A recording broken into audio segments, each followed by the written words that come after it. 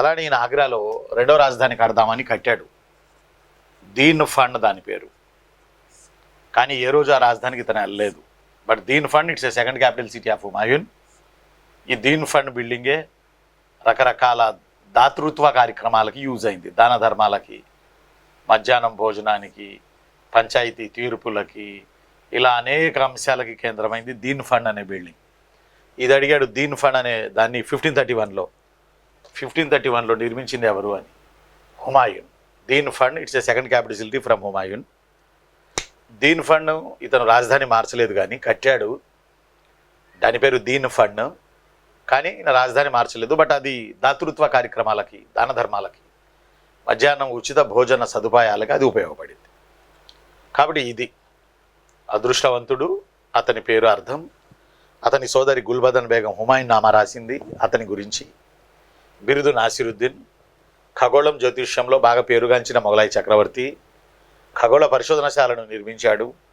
జ్యోతిష్యంలో దిట్ట. నల్లమందు ఎక్కువ సేవించేవాడు. That's why ఈ called as king of opium. 1531 ప్రాంతంలో ఆగ్రాలో దీన్ ఫండ్ అనే బిల్డింగ్ కట్టాడు రాజధాని కొరకు. కానీ రాజధాని మార్చలేదు. ఇవి డైరెక్ట్ బిట్లు హుమాయూన్ గురించి. ఈ బిట్లన్నీ డైరెక్ట్ బిట్లు, డైరెక్ట్ అటాక్స్.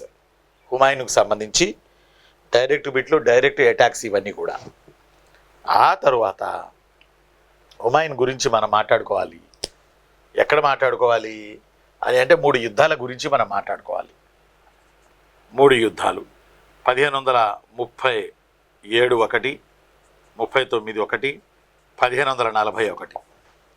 ఇతని లైఫ్లో జరిగినటువంటి ఈ 3 యుద్ధాలు చాలా ఇంపార్టెంట్. 1537, 39, 40 ఈ 3 యుద్ధాలు.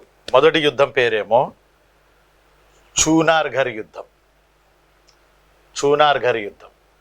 రెండో దాని పేరేమో చౌసా యుద్ధం. మూడో దాని పేరేమో కనౌజ్ యుద్ధం ఆర్ బిల్గ్రామ్. కనౌజ్ యుద్ధం లేదా బిల్గ్రామ్ యుద్ధం.